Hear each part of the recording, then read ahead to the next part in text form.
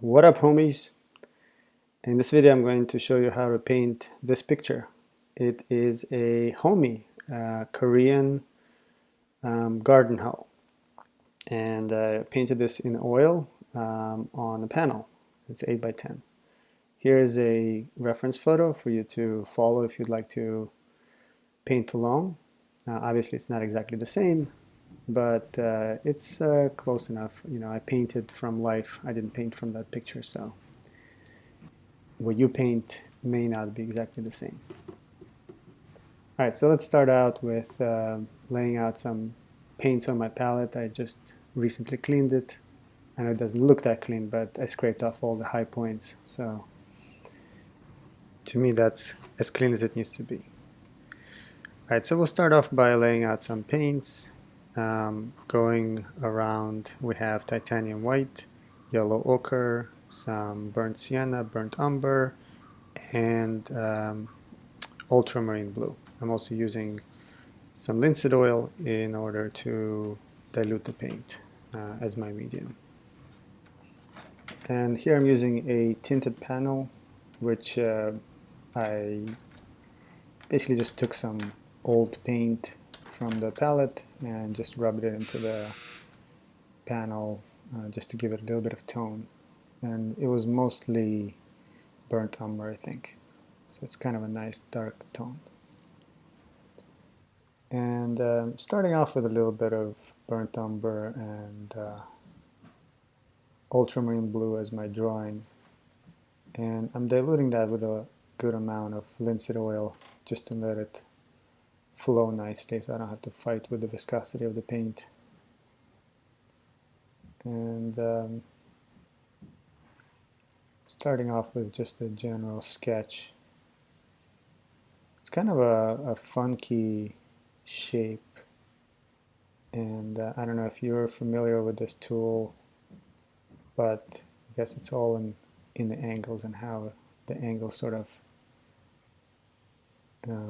work with the angle of the blade versus the angle of the handle. So those things are kind of important to figure out and define in this initial stage of drawing.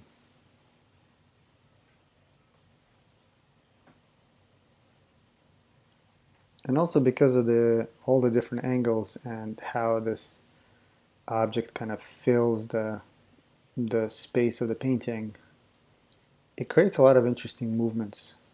Like there's this sweeping kind of hook that goes up, so that kind of your eye will follow it down towards the handle where a lot of the detail is going to start to happen. And it's a sort of very simple composition. You just sort of kind of just place the object in the middle of it, but because of its interesting dynamic, it creates a lot of movement and a lot of action within the piece, just through sheer shape. So when you're choosing your objects and setting up your still life, that's something to think about and something to consider. Before I landed on this setup, I played around with a couple of different other positions and kind of landed on this one because I liked that it sort of described the shape really nicely and created nice movement within the picture. But you know, if you like any of these other pictures, you can feel free to choose them and paint a picture based on that. So I'm trying to kind of refine the drawing a little bit, and you know, I'm not getting into too much detail, but really just trying to get the overall angles of things and the kind of the thicknesses of the different parts of it nailed down. And as I've mentioned before, it's a good idea to spend a little bit more time here than you think you need, just because it's very easy to make corrections in this stage. And then once you get further on into the painting, if you have to move something, it just becomes a pain in the butt. You'll see later on in the video that I actually don't have the the handle worked out properly. Like the angle of the handle isn't quite right. So later on I realized it, and then I wind up correcting it after I've already painted the first draft of it. And so, at this stage it's good to kind of get up if you're sitting down, take a walk back, look at the painting from far away, maybe tilt your head a little bit, look at the subject and squint and do all those things that you do to make sure that your drawing is nice and tight. And not tight as in lots of details, just nice and solid in structure and proportions and angles and things like that. And while I have this dark paint on my paintbrush, I'm also gonna just block out a little bit of those shadows. I mean, this stage it's almost like shading in with a pencil or a charcoal. It doesn't matter exactly what color those are, as long as there's something dark in those dark areas. Once we get the colors going, then things can be adjusted and pushed a little bit. One thing I didn't mention is that after I tinted this panel, I let it dry. So the bottom layer of this paint is dry. So when I'm erasing things, I'm erasing them down to the tinted panel, not down to the white. So you can do things, different ways. You can also just tint it and paint over it right away. That works as well. But you have a little bit more control if you let it dry first. And this one I probably let it dry for probably about a week or so. I have a whole bunch of different panels with different colors, so whenever I have extra paint on my canvas, on my palette, I scrape it off and tint another panel. So there's some pink ones, green ones, whatever the flavor of the day is, that goes onto the panel for tinting. Alright, so now that I have the drawing more or less in place, even though the handle is wrong, I'm gonna start off with my darkest parts of the painting, and in this case it's the actual blade of the homi. This is hand forged, and it's not polished afterwards, so it has this really nice kind of bluish dark patina, which I really like, and part of the reason why I wanted to paint it. So this was just a little bit of ultramarine blue with white and some burnt sienna added to it, burnt umber, and whatever was left on my brush from the drawing color as well. So I don't really, there's not really a need to wash the brushes in between these. Colors are close together, so they're not going to be affected that much. And as I'm painting this, I'm kind of adjusting the color, adding a little bit more white, a little more blue, as I see. So wherever I see, whenever there's a little bit more reflection coming into the metal, it becomes brighter and lighter. So as it turns, there's a lot of reflection and a lot of light being caught on that corner, so that'll be even brighter than that. And as I'm adding the white, I also have to kind of keep track of the temperature of the paint, making sure it doesn't go too blue, or if it does, then I'm adding a little bit of yellow to it, and then a little bit of burnt sienna if it needed to go a little bit more in the red direction. And a big part of what defines the shape is the different edges that you're seeing. So you can see a little bit of the edge on the upper part, like the part that's facing us.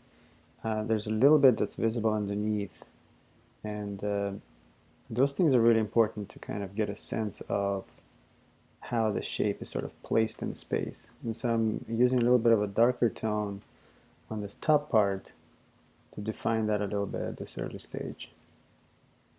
And by the way, you can probably see what I mean by the handle being wrong. The angle of it doesn't connect with the blade in the right angle, at the right angle in my drawing. And this part of the blade is in pretty much in shadow, so it's going to be the darkest. And I think overall I'm probably a little dark on the blade right now, and it's probably because the background is so dark right now with the tinted panel. So I'm not really noticing how bright things are or how dark things are in relation to the background. So once I add some of those wall colors, then I can begin to see more the actual brightness of things. I mean, looking back, I think the mistake that I'm making here is that I am spending a little too much time on this blade and adding too much color variation and light variation instead of just blocking it in first and then moving on to the next area and blocking that in and then coming back to for the details. So because I don't have the background color yet, then I'm spending too much time on tones that are probably not right anyway. So even though I'm kind of going in the right direction by brightening things up, it's a little early in the stage of this painting. So for you, I'd recommend doing a wash on the background, a wash on the surface, and then wash on the handle. And then once you get those tonal relationships down, adjust them, get the right place, and then you can go into the details, which is not what I'm doing and probably not what you should be doing.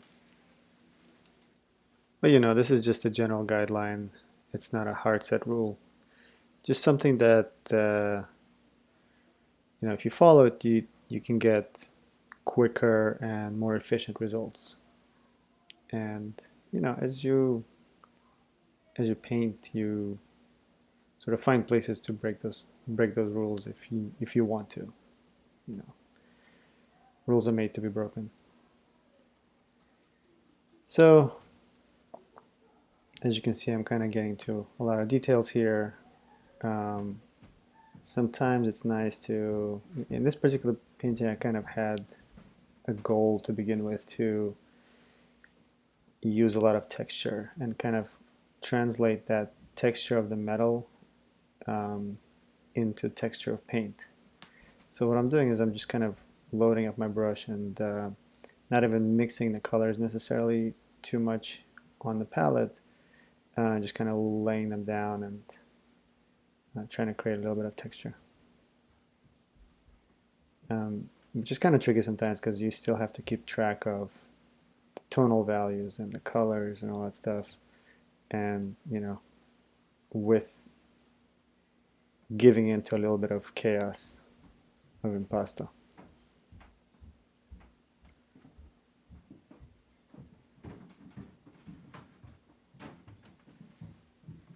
And now I guess it's time to work on a little bit of the other elements. So I have this very old yellow ochre, tube of yellow ochre that's kind of gotten really stiff, so before I can even mix it with a brush, I need to get it softened up a little bit with some linseed oil. So that's just what I'm doing now. Probably should have done that ahead of time, but oh, you get to watch me mix my paint with linseed oil. So I need to create a color for the surface that the homi is on, which is kind of this nice piece of driftwood. So I'm using some yellow ochre, obviously, and I'm gonna mix that in with some white. And so the wood is kind of like a beige, but you know, if you take the yellow ochre and white, that doesn't quite give you the right color. That gives you more of a yellowish color. So I'm adding a little bit of burnt sienna and ultramarine blue. And what ultramarine blue does is it kind of pulls it more towards the green. So between the red of the burnt sienna and the green of the yellow ochre and ultramarine blue, between those colors you can find a pretty neutral gray. And so you can kind of push and pull back between those colors until you find something that feels more right. So it's kind of what I'm doing right now. And then obviously using the white to pull it up more towards a lighter tone.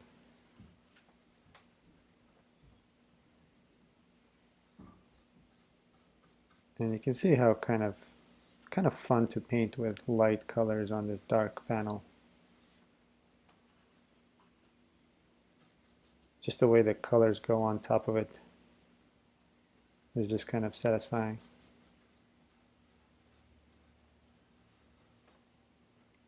And at this point it doesn't have to be the exact color. I just want to get something on there so I have a good base to start with. And because I already have the shadows painted in with my initial drawing, that in addition to the dark tone of the panel, I don't have to worry about starting with the darks. I can go right in with the sort of the highlight color of the wood.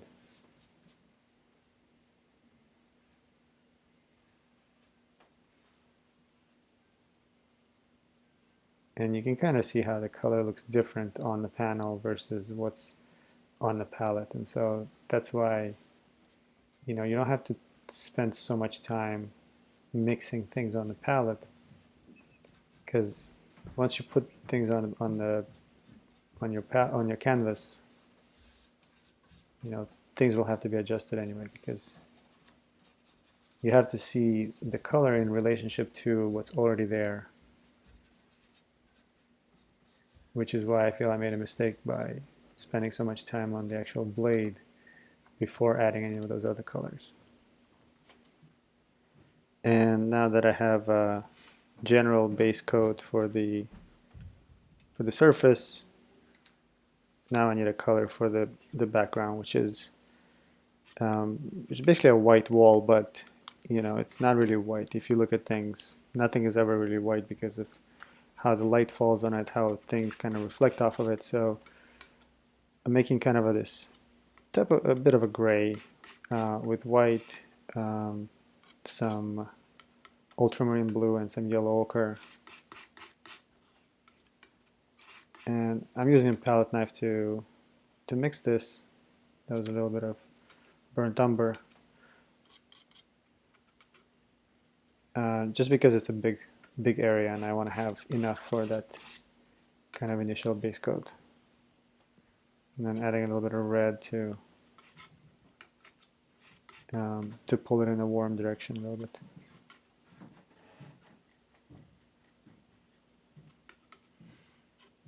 And again, it doesn't have to be perfect. You want to get close, but not necessarily. It doesn't have to be exactly perfect, because once you put it on your canvas, you'll still need to adjust things. But you'll see immediately once I start putting that on that it's it throws everything off balance, in that it's so bright that now the blade looks way too dark. So here we go.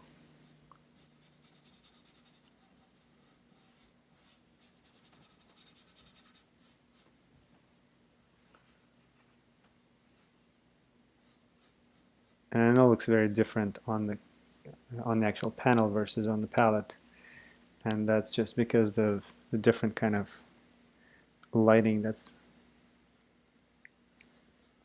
on my palette versus the painting board. The other thing that's happening is, because the background is darker, the paint that's going on is getting a little bit more, it's a little transparent, so there's a little bit of that dark showing through, so it's appearing a little bit darker.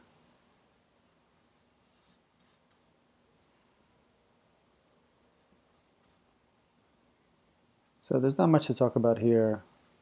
I'm just kind of filling in the background. It's almost like frosting a cake. Kind of enjoyable in and of itself. Later on, when I start to balance out the painting, I will work a little bit more on this background and try to balance out the cools and the warms a little bit. But right now, it's just one sort of neutral gray tone. And like I said before, the main purpose right now is just to get some color on there, just so that I can look at the entire painting as a whole and compare the overall values and overall colors of the painting.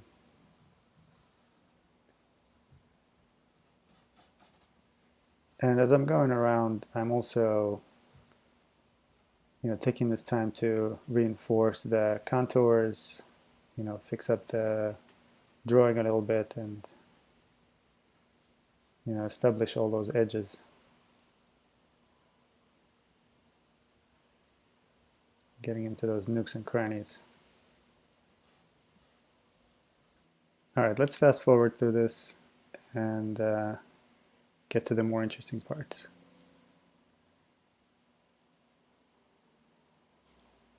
Now I've added a little bit more white to that mixture just to bring out that middle part a little bit more, because I was feeling still a little bit too dark because of the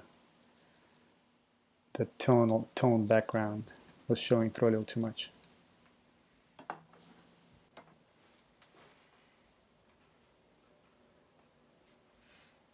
So now there's a little bit of light coming in underneath the homi, the blade of the homi, where that kind of upwards curve is. So I want to make sure I get that, and at the same time work out the thickness of that blade a little bit more. You can see how that little edge at the bottom really helps define the direction of the blade and the perspective that you're seeing it from. So it's kind of really important to nail down. And as you can see, there's some light shining through underneath that. You can see some of the lit table, so that also helps kind of clarify where it's touching the surface and where it's lifting up from it. Those kind of little details just help overall define things and make them feel a little bit more solid and like they're lying down on the surface.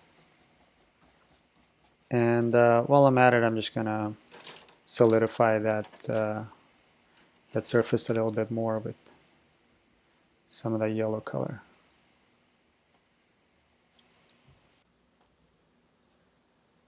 And then the other thing I want to do is just clarify that shadow a little bit more. Right now it's that initial color that I used for the drawing, which isn't quite right. The color of the shadow can be tricky sometimes, but it sort of helps to think of it as the absence of light, or the lack of light on that same surface. So the surface is yellow, kind of yellowish beige, and so the shadow is going to be that similar color, just darker and maybe slightly cooler, because shadows tend to sort of cool off a little bit if you have kind of a cool light, which this one has.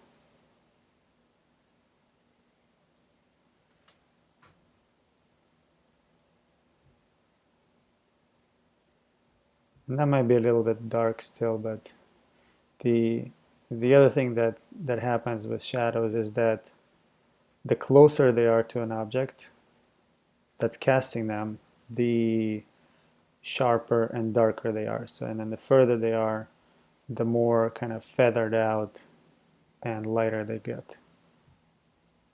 So that's something also to notice and try to reflect in your painting.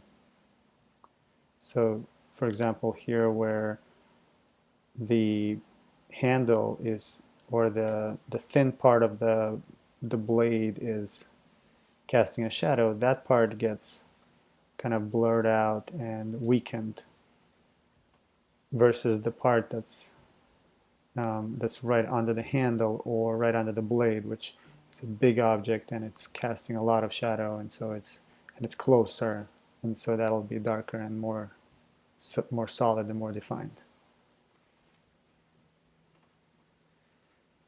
One thing you'll probably notice is that the horizon line on this painting is a bit off.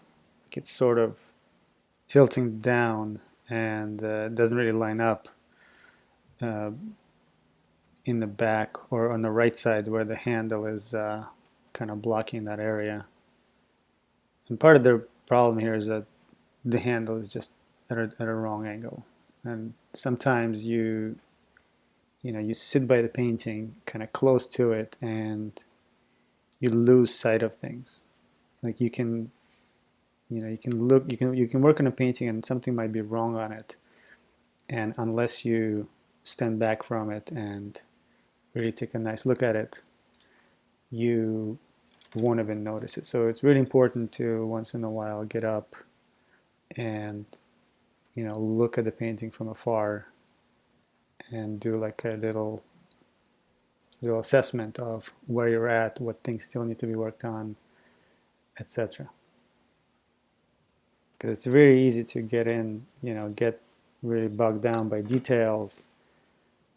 But then if you have a structural problem, that's just going to mess you up later on, and you're going to wind up adding all those details for nothing, because you'll have to erase and rearrange things and fix them. Unless you decide not to address the problem, which you should never do. You should always try to. If something bothers you, fix it. Otherwise, anytime you look at that painting, it's going to bother you for the rest of your life. I mean, that's one of the reasons why we paint, is to create something that's harmonious and beautiful and, something that you can live with in your home and on your wall, and something that'll give you some nice feelings whenever you pass by it. That's all you can do.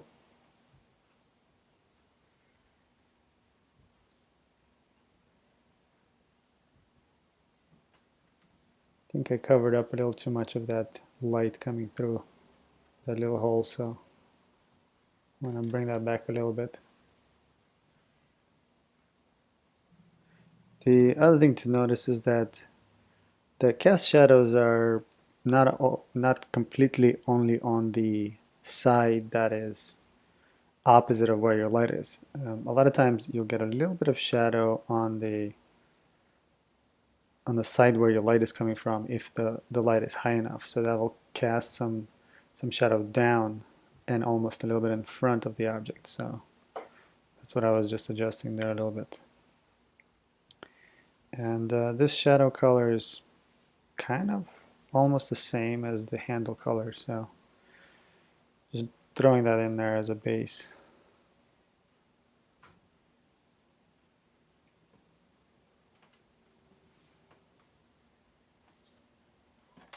So now I'm going to brighten up that front-facing blade, or the blade that's sort of facing the light, a little bit more. So now that I have the background, I can really see that it's way too dark and it's too sharp against that background. Even though it's a sharp tool, you don't want things to kind of hurt your eyes when you look at them.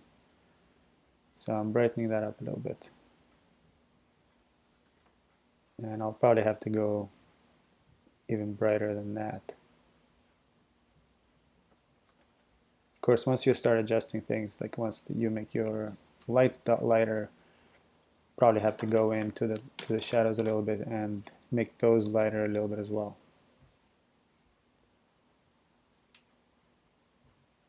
Because you sort of raised your overall tonal value.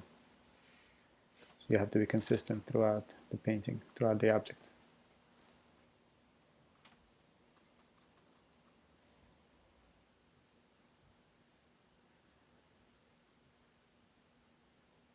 A lot of times in a painting there is going to be the fun part to paint. It's your kind of your main subject. Like if you're painting an apple or a bowl of apples. The apples are going to be the fun part. Like that's the part that's kind of the focus of the painting.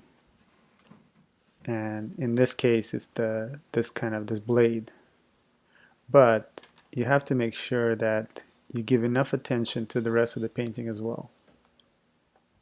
You can't have one part, your main part, have all the details and all the textures and all the love and attention, and then neglect the rest of the painting.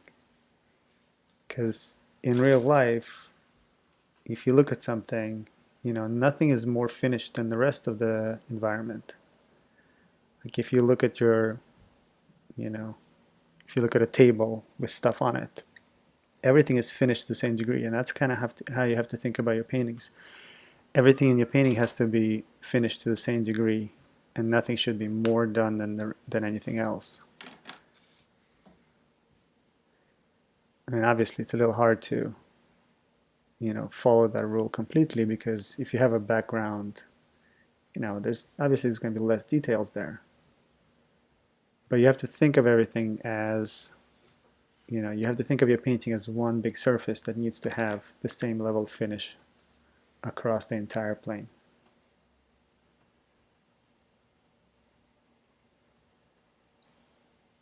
So don't get too hung up on the main subject like I'm doing right now. Don't do what I do. Do what I say.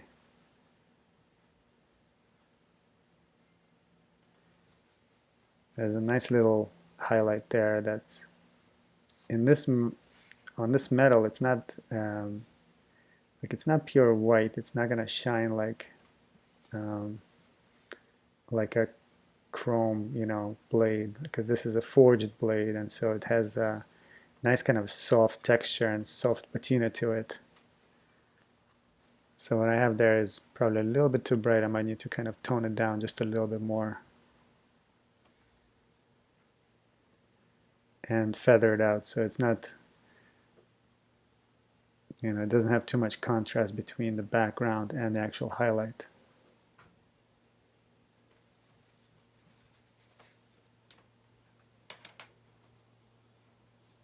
So now I'm going to start working on the handle, starting with my dark colors and then moving on to the highlights. So I already have a good base. Now I'm just trying to refine the actual color values of it.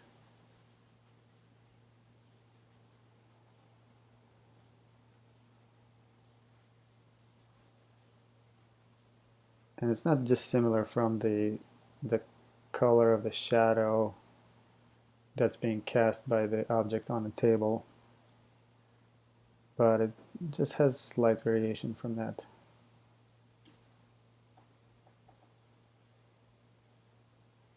Now there's also writing on the handle that's kind of etched into it, but that stuff can be added later on once you got the overall shape and the lighting worked out.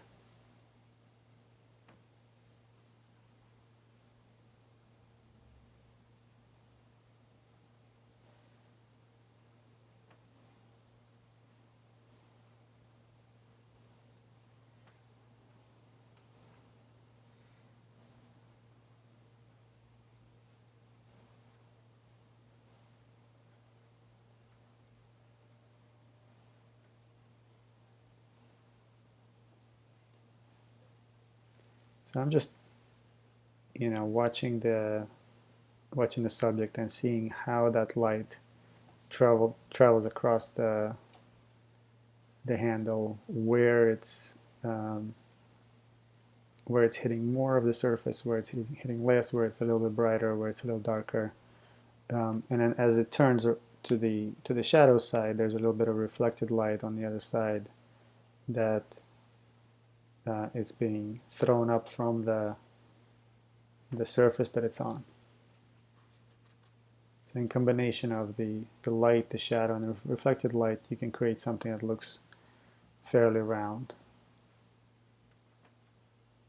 And then once you do that, then you can add the little details and find where things are a little bit brighter, where things are a little bit darker, and refine those main general areas: the light, the shadow, and the reflected light.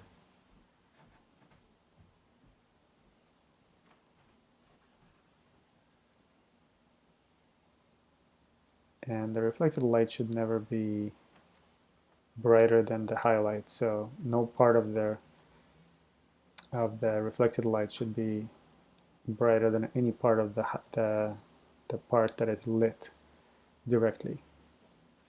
If you do, then things begin to kind of break. I mean, in reality, sometimes that does happen if you have multiple light sources, but you should try to kind of stick to those rules in order to, if you want things to kind of feel fairly real.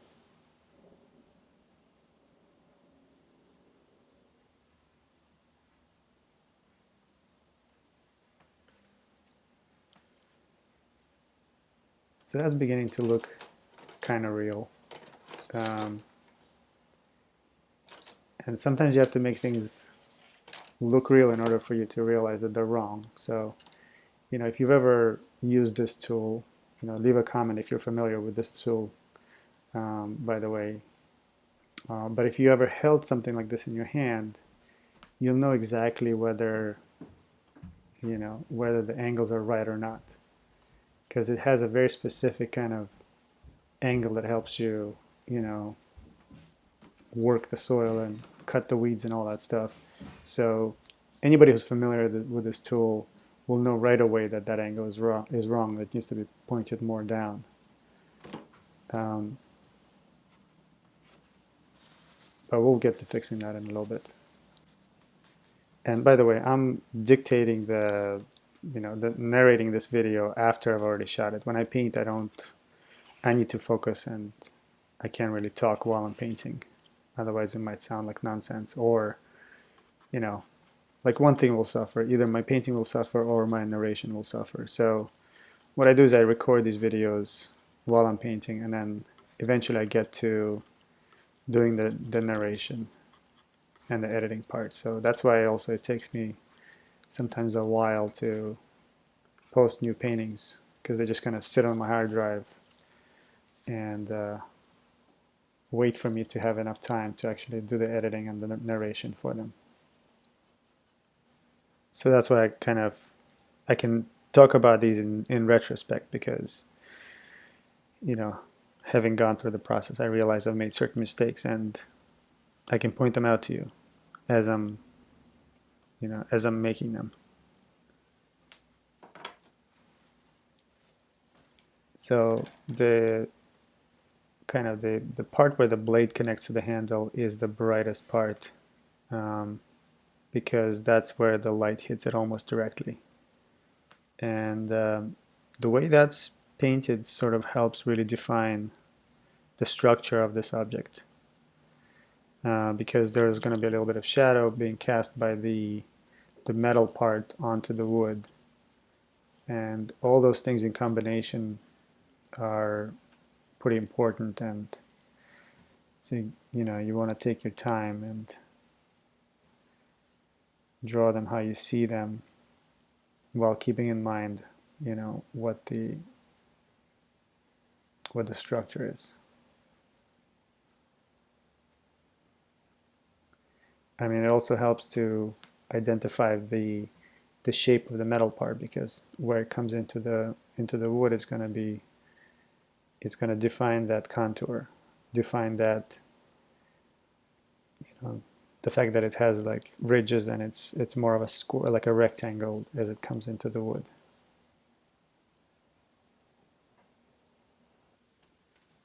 And as I'm painting, I'm trying to maintain a balance between the amount of detail and the sort of the effect of that detail on the painting. So I have to be careful not to go into too much detail, not to use brushes that are too thin.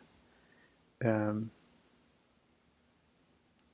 the reason for that is that once you go into thin brushes, then as I mentioned before, the entire painting needs to have a certain level of detail, and it should be consistent across the entire painting. So you can have a ton of detail in one area and then having things be completely loose in the other.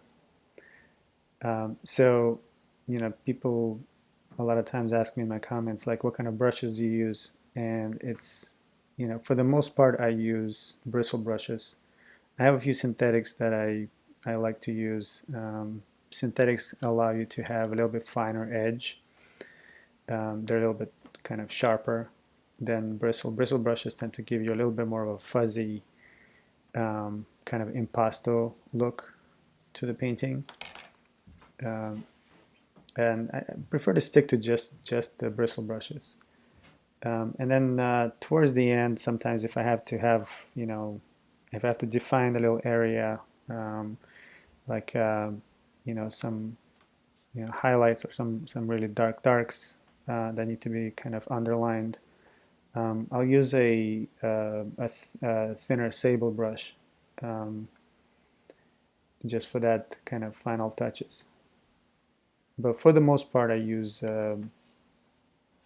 bristle brushes, like hog bristle brushes, that are ranging anywhere from 1 to 10 or so, and then sticking mostly with like the 2s and the 3s for the majority of the painting. And this is because the size of the painting is pretty small. This is an 8 by 10.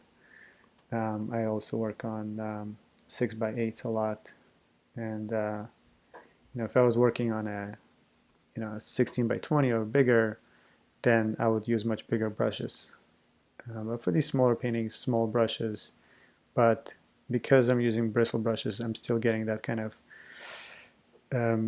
bit of a kind of nice fresh look to the paint that doesn't feel overworked and has that kind of impasto quality to it. So now I'm adding a little bit of light underneath the handle, because the way that this handle is attached to the blade, there's a pretty sharp angle, so it's really touching. It's only touching in 3 places. So it's touching on the blade, the neck of the blade, and the back of the handle.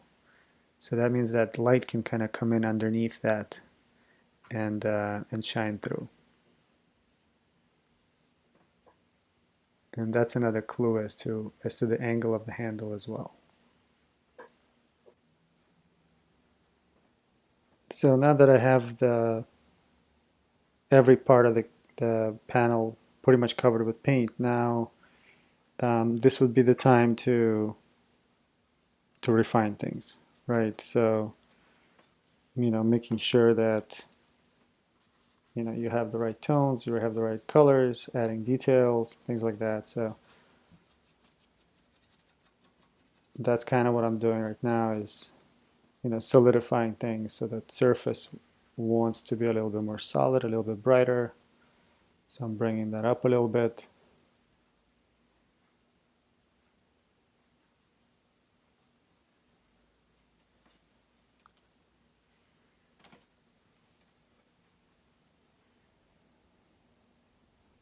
These little cast shadows keep morphing on me, so I need to keep fixing them.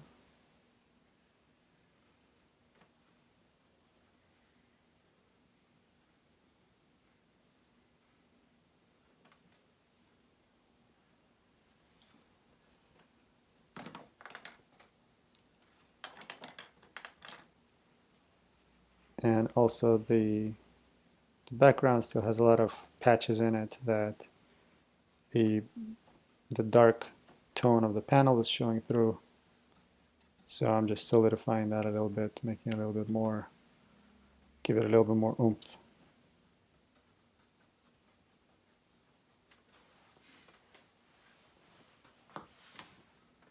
So this is where I finally stood up and kind of took a look overall at the shape of this homi and realized that the angle of the handle needs to be pointing down more. So, once you realize that, you can't unsee it, and so you have to fix it. And because there's already a layer of paint there, I have to wipe it off and give myself the best chance of creating a new drawing, um, and allowing those colors that I'm going to put down to have the full power without having to mix in with the previous colors. So I just use a little paper towel and wiped it off, all except for that end where the blade is inserted, which kind of remains the same. So now that needs to be pointing down more. And basically I'm going back to that very first stage, which is using a dark color to define the drawing.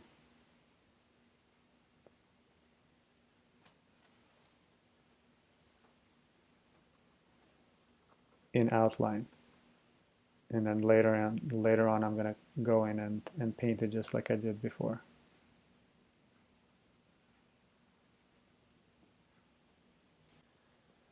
Now one thing I realize now is that now that the handle is more in a correct angle, that right side of the painting where the handle is almost touching the edge of the board, that feels a little tight. And so if I was doing this painting again, I'll probably move things over to the left or shrink things down a little bit. But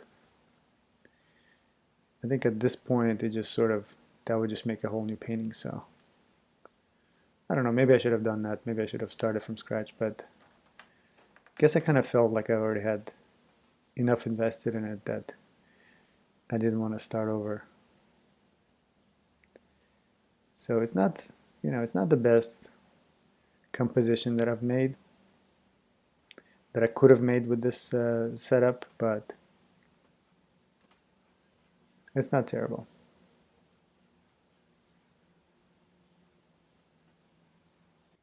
And of course, since I adjusted the handle, I need to slightly tweak the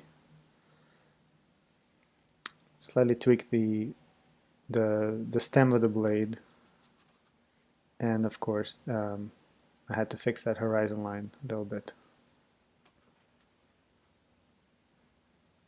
So now at least the object is feeling much better. It feels like you could hold it and it'll feel like the right kind of thing in your hand.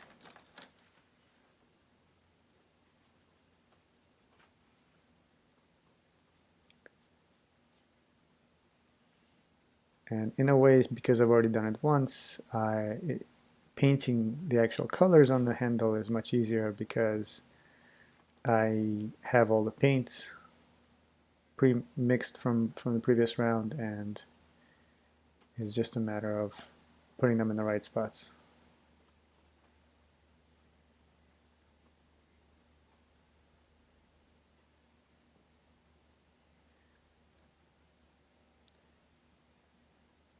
It's kind of like doing a little study first before you do your actual final painting. Gives you kind of a cheat sheet for the final one.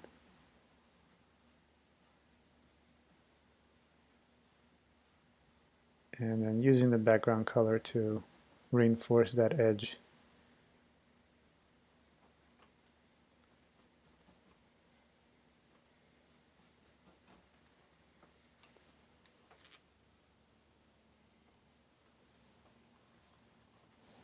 Just working on the transitions between the lights and darks, and at the same time kind of fixing up the edges.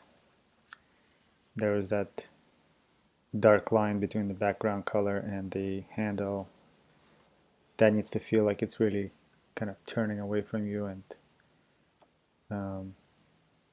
it tends to get a little bit softer as it turns away. So that needs to be a kind of a soft transition, and kind of defining where the light hits and where the shadow begins, and the different sort of variations in the shadow.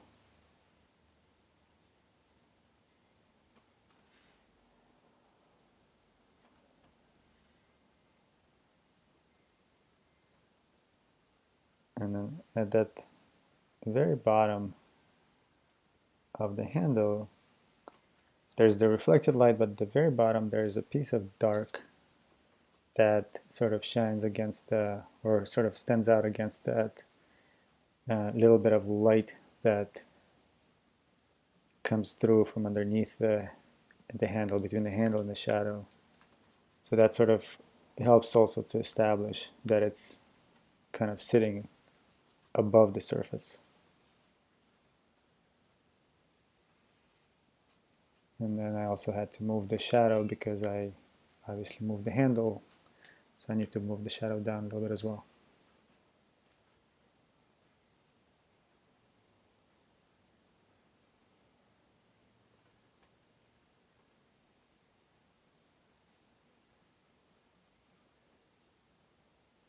And this is probably where a thinner brush might be helpful, but you can also work on just the edges of the brush. Using the edge of the brush to create hard lines, or more defined lines. And of course, fixing up the stem of the blade. I think overall this is a pretty simple painting in terms of color, for sure. It's really just beige and this kind of bluish gray color. So there's definitely not a lot going on here visually from a color perspective. But I think that what it makes up for the color, it makes up for what it lacks in color. It makes up for with I think the gesture and the interest of the actual subject itself. Like there's interesting lines happening in the painting, and I think it also helps to have an interesting subject. Like if I had this homi and it was sort of surrounded by other items, and it was in more of an elaborate setting that was more interesting, that you would get something interesting from the setup, but I think the actual object might get lost. And I think that the object here is very interesting and it's worth depicting on its own. And what I'm doing now is building up that surface a little bit more. I'm using a little bit thicker paint here, and a little bit lighter in tone to compensate for the white background, the lighter color background, because it feels like it was a little bit too dark. And in the end, I want this, I want to use some of the texture of the paint to get across the actual texture of the metal on this blade, which is very interesting. You can see all the variations and all the little nuances that happen on the metal, and partially that's going to get communicated with different colors or different values of that gray, and partially that's going to get communicated also with just the texture of the paint. And when painting with thick brush strokes, it's not always necessary to get the color completely mixed on the palette. I think it's nice sometimes to pick up a couple of different colors and sort of just grab both of them and lay them on there and see what happens. Sometimes they will mix in with the paint underneath, and sometimes they'll just do something interesting just by the virtue of them being together on the brush. And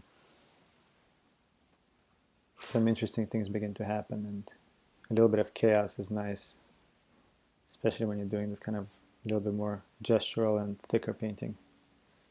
Not that this is particularly gestural. I mean, I think once you sort of zoom in, maybe the brushstrokes feel gestural, but overall, obviously, it's not a very gestural painting. It's kind of controlled and sort of accurate in the overall drawing.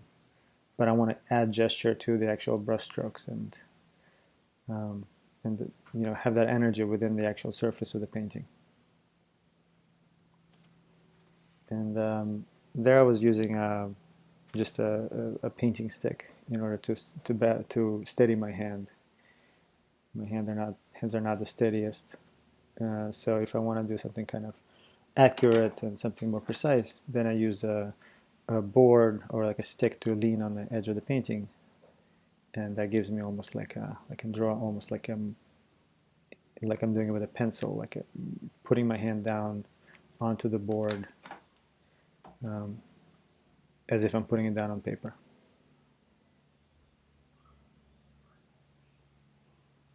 And there's fancier versions of this device, but it's pretty obviously not foolproof because I still make mistakes.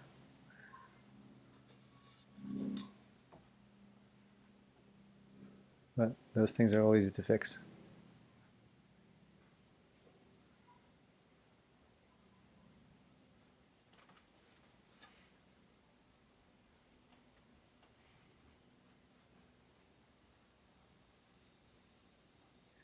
There's an interesting edge to this tool on that side, because this is where the person who forged it had to use some tools to bend it, and so there are little notches left over in the metal, which I'm just using the background color to paint, to define.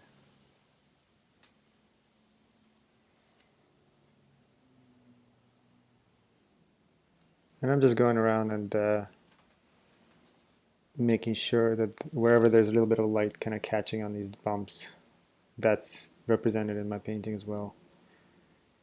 And as I look back and forth between the subject and the painting, if something looks a little bit off, like the thickness of the stem, for example, I thin it out a little bit.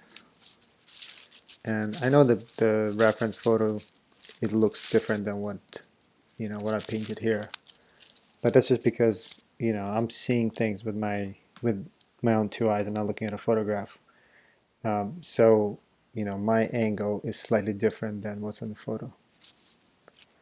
It's probably a little bit more to the left. Like my eyes are a little bit more to the left than what the photo was.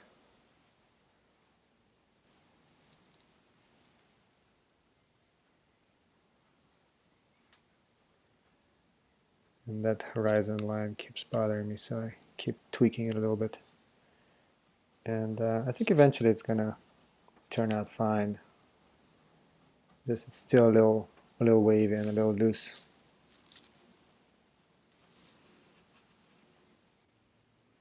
So the other thing I'm noticing is that the surface that this tool is sitting on, the wood, it feels a little translucent and not quite defined enough.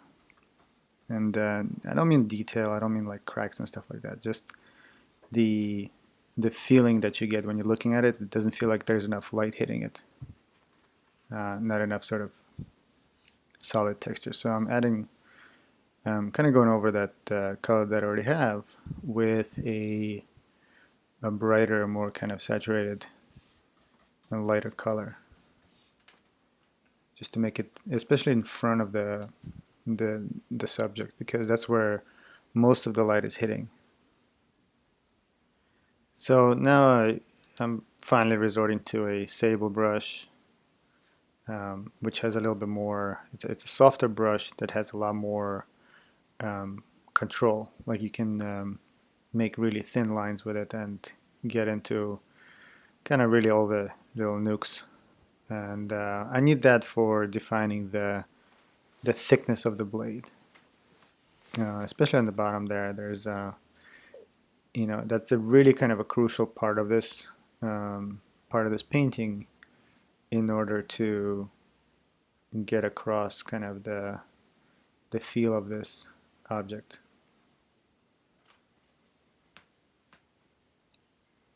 And I'm not really adding so much detail with this brush, but really using it to define an edge, and going back and forth with a thicker brush for the background color to do pretty much the same thing, to just define that edge a little bit. And between those two brushes, I have full control over the line there.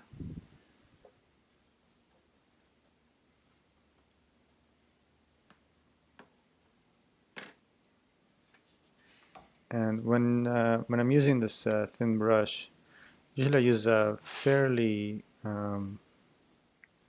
large amount of linseed oil to dilute the paint, so that it kind of goes over any thicker areas. Like if I painted with a bristle brush, sometimes the paint would be thicker, and so this allows me to put down some paint over those thicker areas without necessarily getting into the thicker paint.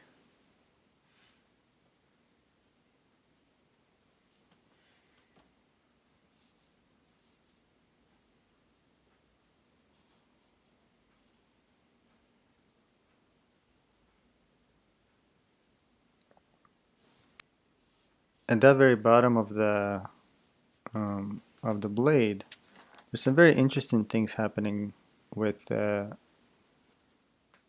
the light falls on the different surfaces, and that allows you to kind of draw that line that's underneath the blade that defines the thickness of it, but it sort of changes. In some places it's lighter, in some places it's darker, and the way it interacts with the other side of the blade is what helps you very subtly kind of show that thickness. So now, because as this bottom part kind of turns underneath, it becomes darker, but I want to have enough contrast between that and the edge of that stem to show that line.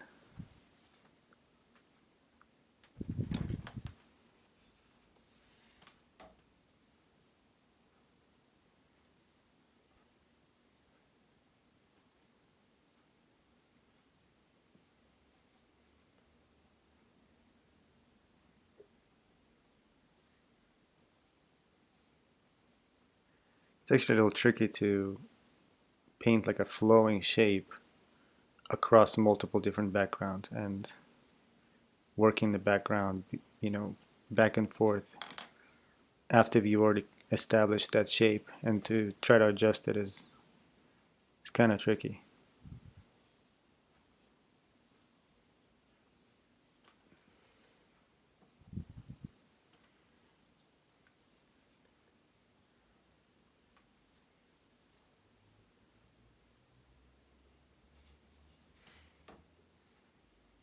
So now I'm going to add a few details on the handle. There are little marks on that stem part.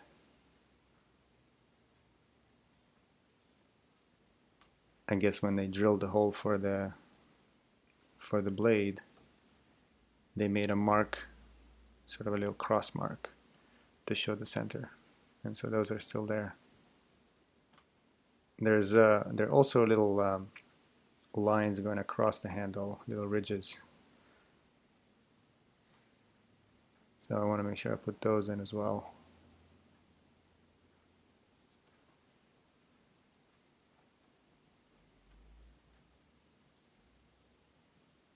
And what I'm doing is I'm just putting down a darker color first, and then I'll add the highlight on one of the sides where the light is coming from.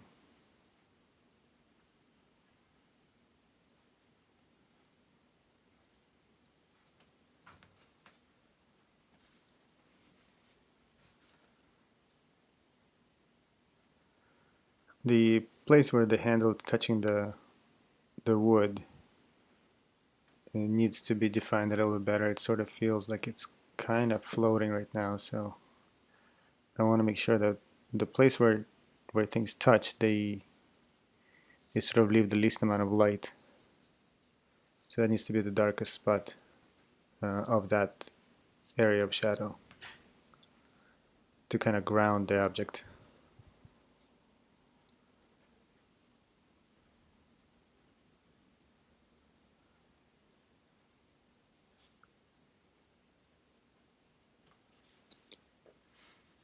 And just refining the edges a little bit more on the handle.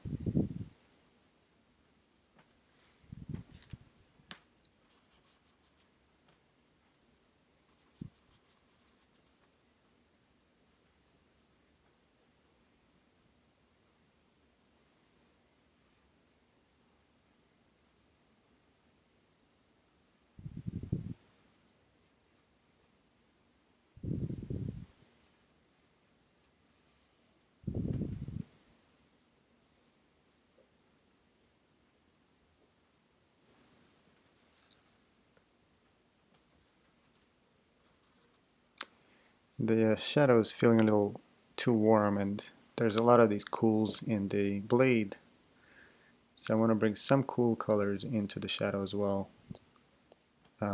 just to kind of balance things out a little bit. Alright, I'm going to fiddle with the shadow for a while, and we'll come back to this in a minute.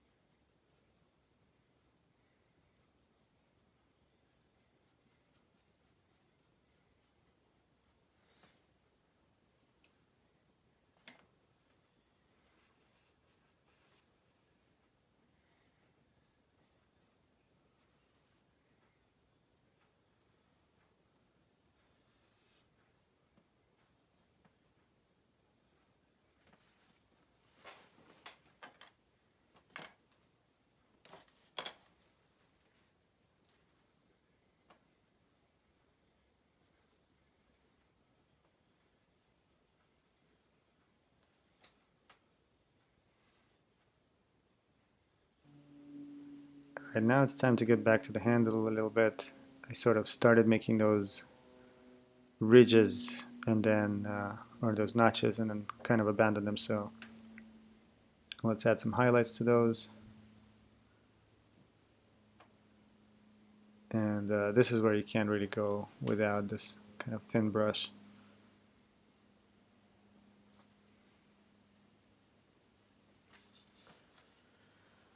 And what I was doing there is just kind of getting a little bit of the excess paint off of the tip of the brush, so I have a very kind of fine point on it.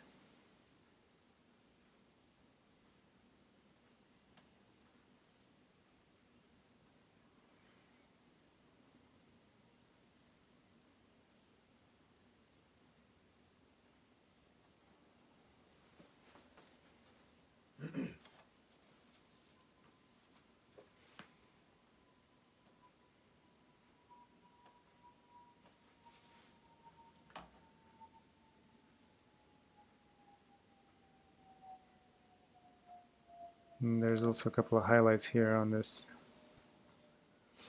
edge of the blade.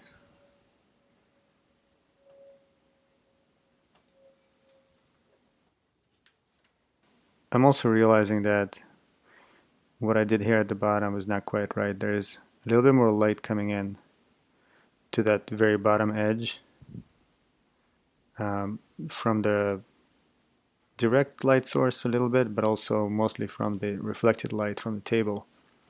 And so that needs to be a little bit brighter actually than the side of the blade, which is going to be darker. So I'm just taking the time to kind of fix that up a little bit.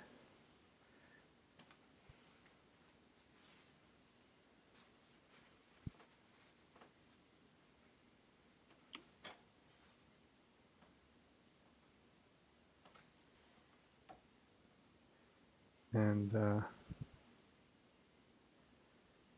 that reflected light actually has a lot of that same beige color in it from the table, so just trying to make sure I capture that as well.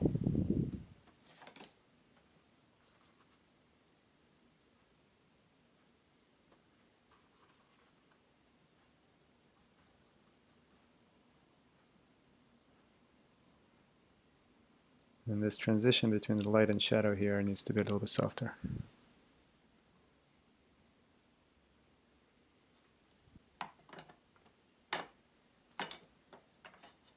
And there's a little bit of writing in Korean on the very bottom of this handle.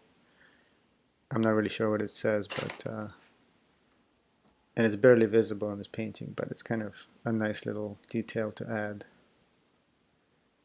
And it's in brown, so I'm just using the same brush that I wiped clean, and then adding some of those details there.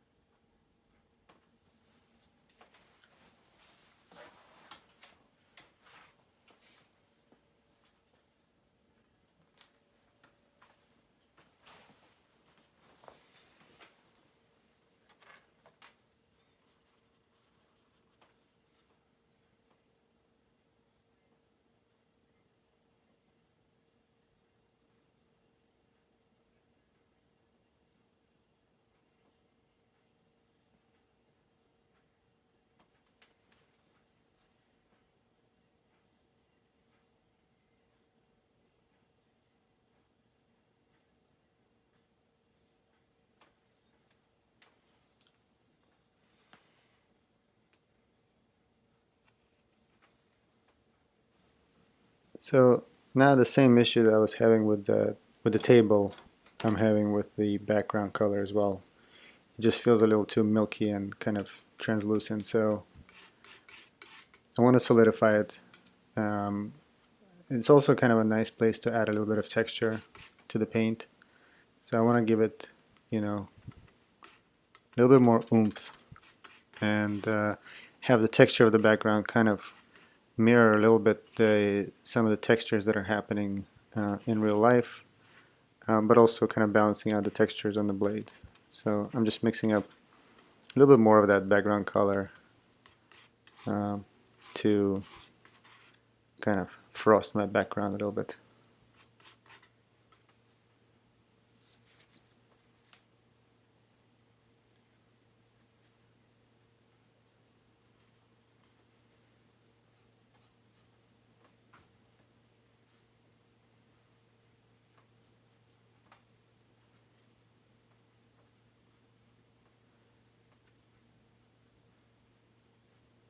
And I think because there's not a lot happening in this painting color-wise, I think the textures really play a much more important role in establishing kind of visual interest. So I'm kind of laying it on thick here. And then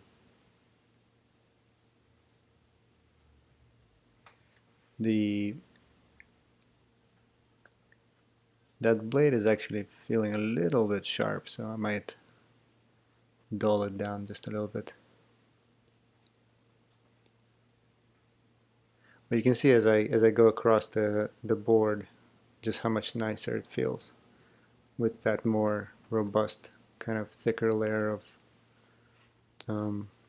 that off-white in the background.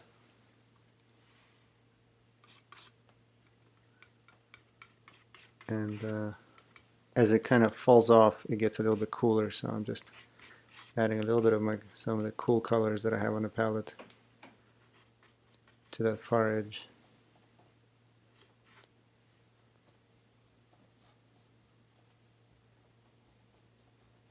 And I might need to add a little bit more, cool it off a little further.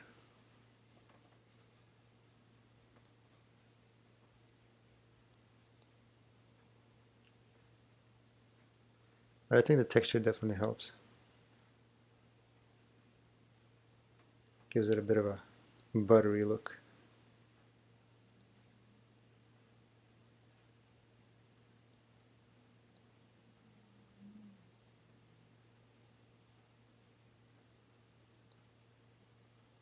Oop. Messed up the handle a bit. Gonna have to fix that.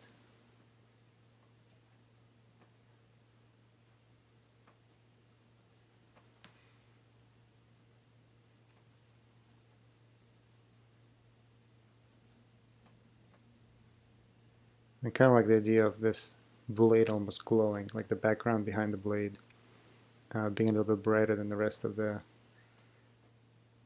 board. Give it a bit of a glow behind it.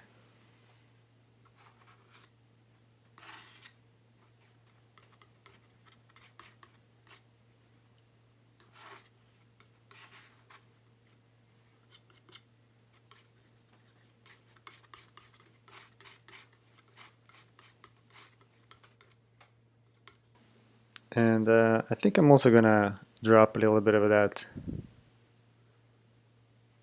cool color, a little bit of a cooler color, lighter color into the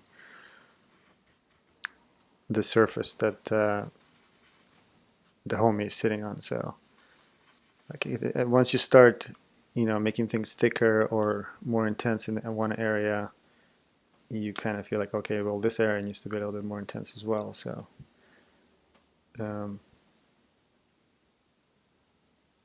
yeah, and I think this is working. I think this kind of nice bright cool color on top of the beige is doing what I wanted it to do.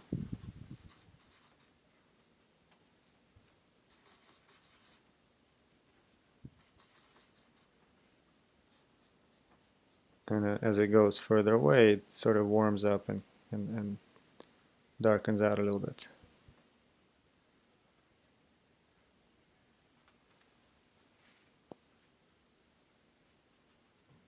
And I'm also going to do the same thing for that end of the handle where the light is hitting it almost directly, because that needs to sort of have a similar intensity to what the surface is and what the background is. And now it's sort of fading into the background a little bit. So that feels better. Getting a little bit of shine there.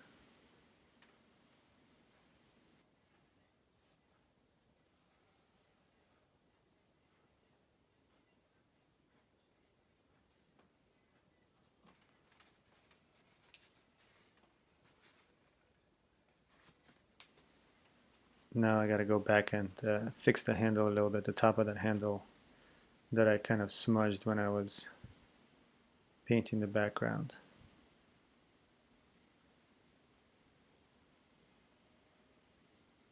And that edge should really be kind of blurry and not too sharp, because it is a surface that's kind of turning away, and there isn't a hard line there. Sort of like your eye kind of skates over it and to the other side. So it can be nice and it can be smooth and kind of blending with the background a little bit.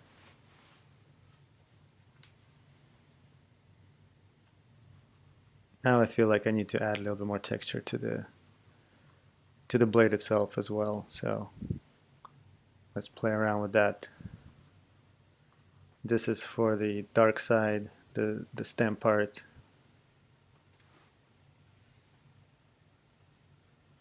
And it might not be easy to see on the video, but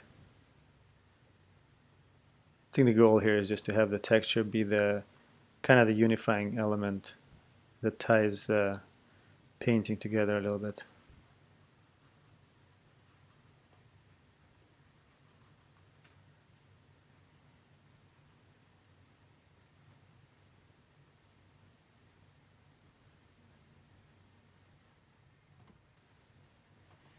And now I'm going to also build up that very front face of the homi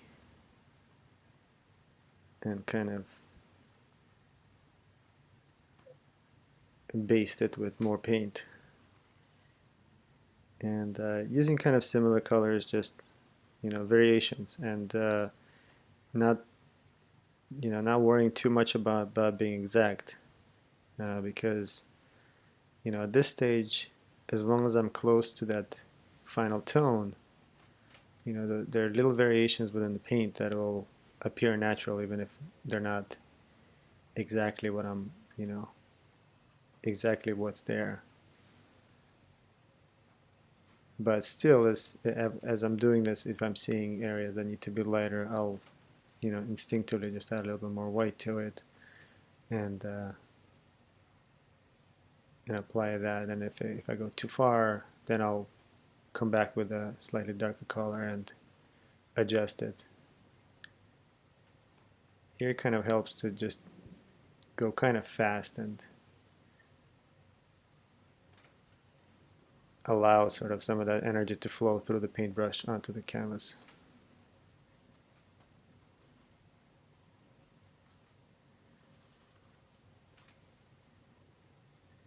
A little bit warmer for the lighter tones.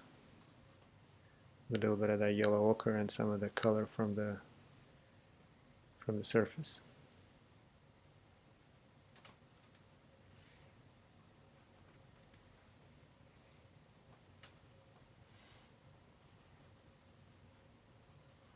And I suppose I could have painted this way, sort of this very thick impasto style from the very beginning, but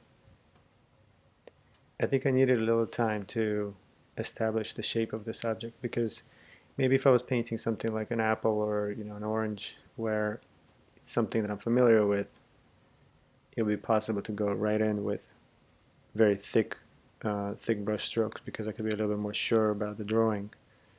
But because this is such a unique object that I have never painted before, I think I needed to have that structure underneath, and then have some fun now.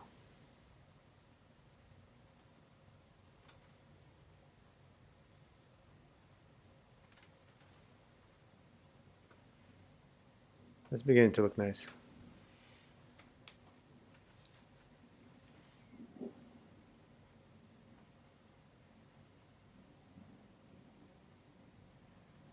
And then I'm adding some kind of very bright specks here and there. And this bright blue, it's not really in the picture, but as I was looking at it, I was feeling like it was missing a little bit of blue. And so if I see that something's missing, sometimes I'll just add it to the painting and see what happens. And in this case, it's working.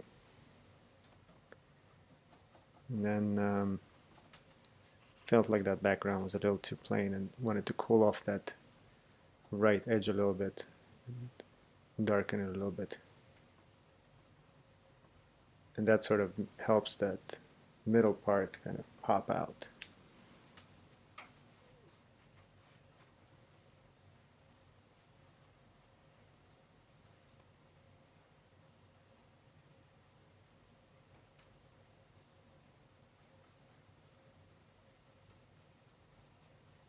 It's funny how you can touch the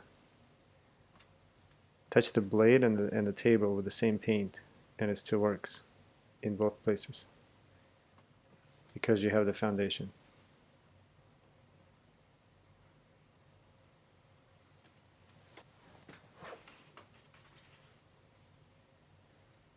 So I think this painting is just about done. I'd love to hear what you guys think about it. Let me know in the comments. Let me know if you've ever heard of this tool or used it before, or have one. I think it was a fun little challenge. I think it's nice to paint some things that are not familiar to you. I've never painted this kind of a forged metal surface. That was interesting, and also the kind of the overall shape of this tool was interesting to paint. I think it might have been useful to do a couple of study drawings beforehand, just so I can kind of get a little bit more familiarized with the overall gesture and overall kind of structure of this tool before I started to paint.